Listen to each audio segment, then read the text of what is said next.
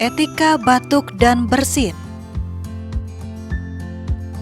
Virus dan bakteri dapat ditularkan ketika seseorang sedang batuk atau bersin. Berikut cara batuk yang salah. Batuk tanpa menutup hidung dan mulut. Batuk menutup hidung dan mulut dengan telapak tangan.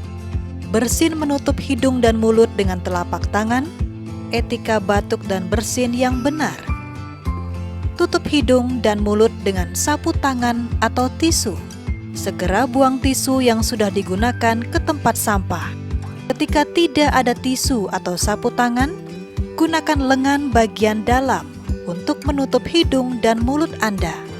Selanjutnya, gunakan masker ketika Anda sedang terserang batuk atau flu. Lakukan cuci tangan setelah batuk atau bersin.